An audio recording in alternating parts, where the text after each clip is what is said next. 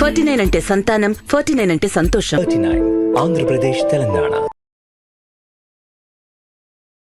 నమస్తే రమగారు. నమస్తే రమగారు, స్నానం చేయకుండా ఎలాంటి పనులు చేయకూడదు? చాలా చేయకూడదు. చాలా ఉన్నాయా? ఓకే. చాలా చేయకూడదు అంటే ఏమేం చేయకూడదు చూద్దాం. సినిమాటిక్గా కొన్ని వ్యవహారాలు నడుస్తూ ఉంటాయి జయ.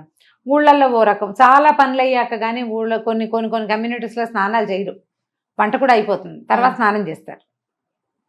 కొన్ని చోట్ల తెల్లవారుగానే స్నానం చేస్తారు. తెల్లారగానే స్నానం చేసేస్తే వాకిళ్ళు ఉడ్చుకోవాలా, ఇల్లు ఉడ్చుకోవాలా, స్నానం చేశాక ఇల్లు ఉడవటము, బట్టలు ఉతకటము అవన్నీ చేయాలంటే ఒక చికాగ్గా ఉంటుంది కదా. పొద్దుటి పూట కొన్ని ప్రత్యేకమైన పనులు, వాకిలి ఉడిచి ముగ్గేసుకోవటం, వాకిలి ఉడిచి ముగ్గి నీళ్లు చల్లటం, లేదా వాకిలి వరండా కడుక్కోవటం. పని మనిషి చేస్తుంది అనుకో, బాధే లేదు, పనమ్మాయి వేస్తుంది, ఎప్పుడో చేసేస్తుంది, ఓకే. లేకపోతే మనమే చేసుకోవాలంటే వాకిలి ఉడిచి ముగ్గేసుకోవాలి, నిద్ర లేవగానే బ్రష్ చేసుకోవాలి. ఈ బ్రష్కి ముందా వెనక అనేది మీ చాయిస్. వాకిలి కడుక్కోవటం దానికి బ్రష్ తోటి సంబంధం ఏం లేదు. పాచిమొహంతో వాకిళ్ళు ఊడ్చుకుంటారు సాధారణంగా, అదేదో అయిపోతుంది. తర్వాత స్టవ్ దగ్గరికి వెళ్ళాలంటే స్నానం చేసే వెళ్ళాలి. పాలు కాఫీ డికాక్షన్ పెట్టుకోవడానికి కూడా స్నానం చేయాల్సిందే. స్నానం చేయకుండా స్టవ్ ముట్టుకోకూడదు అనే సిద్ధాంతం ఉన్న కుటుంబాలు కొన్ని ఉంటాయి. నాకు ఆ సిద్ధాంతం లేదు. మా ఇంట్లో మడికి పొయ్యి వేరు, మామూలు వంటకి మామూలు పాలకి కాఫీలకి స్టవ్ వేరుగా ఉండేది. అది ఇది ఒకటి కాదు. మా చిన్నప్పుడు చాలా సంవత్సరాలు అలాగే ఉంది. పైగా మడి వంట చేసుకునేటప్పుడు పొద్దుటి స్టవ్ కడుక్కుని స్నానం చేసి స్టవ్ కడుక్కున్నాకే స్నానానికి వెళ్ళి అప్పుడు వంట, కడిగిన పొయ్యి మీదే వంట. ఇప్పుడు నేను కూడా అంతే చేస్తా. వంట ముందు స్టవ్ తుడుచుకోవటం నాకు అలవాటు. ఇప్పుడు ఇలా సిద్ధాంతంగా చెప్పలేకపోతాం. వాళ్ళ ఉద్యోగాలు, వాళ్ళ అవసరాలు, పిల్లల స్కూళ్ళు, మగవాళ్ళ ఆఫీసులు, వీళ్ళ సొంత ఆఫీసులు, వాళ్ళ ఇంట్లో ఉన్న పెద్దవాళ్ళు, ఇంట్లో ఏదైనా దేవతార్చన ఉంటే అక్కడికి వంట అందించటము, అన్నం వండేసి పొద్దున్నే దేవతార్చనకి ఇవ్వటము, ఈ బోల్డ్ వ్యవహారాలు ఉంటాయి కదా, దాన్ని బట్టి చేసుకుంటారు. స్నానం చేయకుండా దేవతార్చన చేయకూడదు, దీపారాధనలు చేయకూడదు, దేవాలయానికి వెళ్ళకూడదు, ఇతరుల ఇంటికి వెళ్ళేటప్పుడు స్నానం చేయకుండా వేరే వాళ్ళ ఇంటికి వెళ్ళకూడదు. మనం పక్కింటికి కాఫీ పొడప్పుకి అయితే పర్వాలేదు, ఓకే. కాఫీ పొడప్పు అయితే, కాకపోతే పొద్దునే వాళ్ళు ఎవరైనా పిలిచారు, వాళ్ళు స్నానం వచ్చాక చేద్దామని వెళ్ళకూడదు. వాళ్ళ ఇళ్ళ నుంచి వచ్చి స్నానాలు చేయకూడదు, అది తప్పు. ముచ్చట్లకి అట్లా వెళ్ళకూడదు అంటారా? ముచ్చట్లకైనా, ఏదైనా తాంబూలం తీసుకోవటానికైనా, ఎవరైనా గబుకొని మనకు అవసరం వచ్చింది ఏదో తెచ్చుకోవటానికైనా, ఒట్టి కాఫీ పొడి గురించి కాదు, కాస్త పెద్ద వ్యవహారాలు. ఎండెక్కాక స్నానం కాకుండా కొంచెం పొద్దెక్కక ముందే స్నానం చేయటం మంచిది. ఎవరైనా కూడా ఆరోగ్యం. బయటికి పనుల మీద వెళ్ళే వాళ్ళు స్నానం చేసి వెళ్ళాలి ఖచ్చితంగా. స్నానం చేసి దేవతార్చనో లేకపోతే ఒట్టిగా దేవుడికి ఒక నమస్కారమో చేసుకోవాలంటే స్నానం చేసి వెళ్ళాలి. ఎప్పుడు కూడా ఇంట్లో నుంచి బయటికి వెళ్ళేటప్పుడు, సాధారణంగా బయటికి వెళ్ళటానికి కాదు, పని మీద వెళ్ళే వాళ్ళు స్నాన నియమం ఉంచుకోండి. ఒకవేళ మీకు అలాంటి నియమం లేనట్టయితే దీన్ని యాడ్ చేసుకుని చూడండి, మంచి పాజిటివ్ రిజల్ట్ కనపడుతుంది. రాత్రికి స్నానం చేస్తాం అంటారు, రాత్రిపూట స్నానం చేసి పడుకుంటారా? రాత్రిగా స్నానం చేసాం, పొద్దునే స్నానం ఎందుకు అని మొహం కడుక్కుని వెళ్ళిపోతారు. స్నానం చేయకుండా కార్యాలయాలకి వెళ్ళకూడదు. ఒకటి, లక్ష్మీదేవి సహించదుట వీటిని. ఓహో, అది యాడ్ చేస్తే తప్ప మనం పని చేయము. మరి సూర్యోదయం అయ్యాక స్నానం అనేది మన నియమం. రాత్రిపూట స్నానం అసలు ఆరోగ్యమే కాదు. ఎండాకాలం చెమట్లకు ఉండలేక ఏదో 8, 9 నీళ్ళు పోసుకుంటాం, కానీ అసలు రాత్రిళ్ళు స్నానం హెల్దీయే కాదు, చాలా బ్యాడ్ హెల్త్. సాయంత్రమే చీకటి పడుతూ ఉండగా స్నానం చేయొచ్చు. రాత్రిళ్ళు పడుకునే ముందు అన్నాలు తినేసి పడుకునే ముందు చెమట పోస్తుందని ఓ బకెట్ నీళ్ళు పోసుకుని పడుకుంటారు చూడు, వీళ్ళకి వాతపు బాధలు అధికంగా ఉంటాయి. ఆయుర్వేద వైద్యులు వద్దని చెప్తారు. రాత్రిపూట స్నానం చేయకూడదు, గర్భవతులు చేయకూడదు, బయట పీరియడ్స్లో ఉన్న వాళ్ళు చేయకూడదు, తర్వాత డెలివరీ అయిన వాళ్ళు, కొత్తగా డెలివరీ అయిన వాళ్ళు, పిల్లలకి పాలిచ్చేవాళ్ళు, వృద్ధులు, మెనపాజ్లో ఉన్నవాళ్ళు, తర్వాత ఏమో ఒళ్ళు నొప్పులు అవి బద్ధకము హెచ్చుగా ఉండేవాళ్ళు రాత్రిళ్ళు స్నానం చేయకూడదు.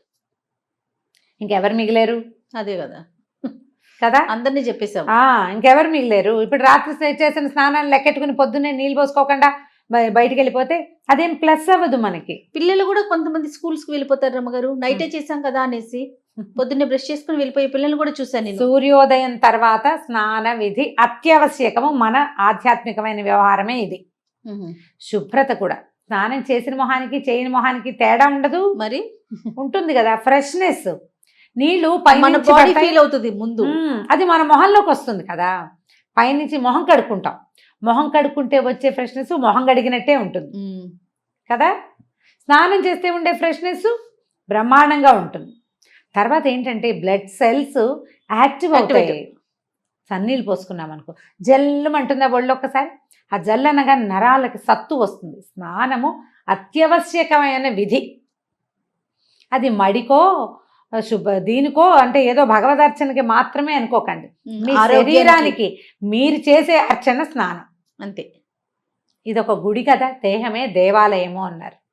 ఆ ఆత్మ ఇందులో నిలబడింది. ఇది ఉన్నంత వరకు ఆత్మ హాయిగా అందులో ఉంటుంది, ఈ పిచ్చిగూట్లో. దీన్ని శుద్ధంగా ఉంచాలి కదా, దీన్ని యాక్టివ్గా ఉంచాలి, ఆరోగ్యంగా ఉంచాలి. ఇది ఉంటేనే అది ఉంటుంది, ఇది లేకపోతే అది ఉండదు. అవును. ఆత్మారాముడిని సంతోష పెట్టద్దు మనం. స్నానం చేయండి, అదే పెద్ద సంతోషం. తర్వాత సంతోషాలు మిగిలినవి. స్నానం చేయటం, అన్నం తినటం, వేళకి నిద్రించటం మానవ దేహానికి అత్యంత ఆవశ్యకమైన విషయాలు. కాబట్టి పూజ చేసుకోవాలి పొద్దున, దేవతా నమస్కారం చేసుకోవాలి పొద్దున్నే. మనకి విధులు చెప్తారు. మన కార్తీకము, మాఘము, వైశాఖ మాసం ఉదయకాల స్నానాలు. కనీసం ఆ 3 నెలలు 2 నెలలని చేసేయడమంటారా నాయన అని ఇలాంటి వాళ్ళు ఉన్నారని ఆ 2 నెలలు ఖచ్చితంగా పెట్టారు. ఈ నిత్య స్నానమే కాకుండా అప్పుడప్పుడు నదీ స్నానాలు, సముద్ర స్నానాలు కూడా పెట్టారు. తీర్థ స్నానాలు, ఎక్కడికైనా వెళ్తే, ఏ తిరుమల వెళ్ళాం అక్కడ చక్కగా తీర్థంలో స్నానం చేయటం, ఎక్కడికో వెళ్తాం, కంచికో కాశీకో వెళ్తాం, అక్కడ గంగా నదిలో నదీ స్నానం ఎంత మంచిదో అది. కాబట్టి స్నానం చేసి ఏం చేయాలి ఏం చేయకూడదు కాదు, స్నానం చేయాలి ముందు. అది మానేయకూడదు. పొద్దున వంట చేసుకోవటానికి స్నానం చేసి వంట చేస్తే బాగుంటుంది, శుభ్రంగా ఉంటుంది. తర్వాత స్నానం ఒక పవిత్రమైన భావన వస్తుంది. మనం ఏదైనా వండుకున్నాము, స్నానం చేసేసి శుద్ధంగా ఉన్నాం అనుకో, ఆ వండిన పదార్థాన్ని తీసుకెళ్లి దేవుడి దగ్గర పెట్టుకోవటానికి బాగుంటుంది. పాచమొహంతో వంట చేసేసుకుని అది ఎలా పెడతాం, అది పెట్టలేకపోతాం. నేను టిఫిన్ ఏర్పాటు చేస్తాను అని లాస్ట్ టైం ఒక వీడియో చేస్తే, స్నానం చేయకుండానే టిఫిన్ చేస్తారా అని ఒకళ్ళు అడిగారు నన్ను. టిఫిన్ చెయ్యను, ఏర్పాటు అంటే ఇడ్లీ పిండి, దోశ పిండి అవి తీసి బయట పెట్టుకోవటము, చట్నీకి కావాల్సిన దినుసులు ఏమిటో చూసుకోవటం, అదే చేస్తాను. పదార్థం తర్వాతే చేసుకుంటాను. కానీ మనం ఆలోచించుకోవాలి మనకి ఏది అవసరమో అని. ఆహార స్వీకారం కూడా స్నానం చేశాక గనక తీసుకుంటే చాలా బాగుంటుంది. తీసుకోలేకపోతాం, అట్లా బ్రేక్ఫాస్ట్ చేసేయాల్సి వస్తుంది మన పనిని బట్టి కదా. పొద్దున్నే చేసేయాలి, షుగర్ ఉంది, స్నానం చేశాక ఇవన్నీ దేవుడికి ఇవన్నీ చదువుకుని టిఫిన్ తినేసరికి లేట్ అయిపోతుంది, టాబ్లెట్లు వేసుకుంటారు. పాపం వాళ్ళకి తప్పదు కదా, పెద్ద వయసు వాళ్ళకి, పెద్దవాళ్ళకి తప్పదు, ప్రెగ్నెంట్ లేడీస్కి వాళ్ళకి కూడా తప్పని పరిస్థితిని పక్కకు పెట్టండి. నార్మల్గా అయితే తొందరగా స్నానం చేసేసి బ్రేక్ఫాస్ట్ చేయటం, తయారు చేసుకోవటము, తింటము కూడా రెండును. ఇలా చేస్తే గనక ఎక్కువ శుభ్రంగా ఉండేందుకు అవకాశం ఉంది. ఏ హెన్నానో పెట్టుకుంటాము, నెత్తికి నూనె రాసుకుంటాము, గంట నానాలనిపిస్తుంది, ఇంకా అప్పుడు ఏదో కొంత పని చేయవలసి అయితే ఓకే రమ్ గారు. నార్మల్ ఇష్యూస్ అయితే మాత్రం మార్నింగ్ లేవగానే చేయమంటారా? చేయండి. పొద్దునే స్నానం చేస్తే, స్నానం చేయకుండా పూజ ఎలా చేయకూడదు, భోజనం అలా చేయకూడదు, భోజనము ఎలా చేయకూడదు, బయటికి అలా వెళ్ళకూడదు. ఇవి 3. ఇంకేముంది రమ్మగారు, ఖచ్చితంగా స్నానం చేయాల్సిందే. మిగిలిన మీ ఇష్టం, ఇంకా మేమే మిగిలిన అన్ని చెప్పారు. రైట్. ఏదేమైనా మార్నింగ్ లేవగానే స్నానం చేయటం ఉత్తమం. మీరు పూజ గీజ ఏం చెయ్యరు. ఒక ప్లస్ పాయింట్ చెప్తా, పూజ చేయరు మీరు. ఓకే, మీకు అలవాటు లేదు. ఇంట్లో ఎవరైనా దీపం పెట్టుకుంటారు, లేకపోతే లేదు, అది కూడా మనకు అక్కర్లేదు. మగవాళ్ళకి చెప్తున్నా, స్నానం చేయగానే బయట ఏ బాల్కనీలోనో కిటికీలోనో సూర్యుడిని చూసి దండం పెట్టుకోండి. సూర్యుడికి చేసే నమస్కారం ప్రత్యక్ష నారాయణుడు అద్భుతమైన ఫలితాన్ని ఇస్తుంది.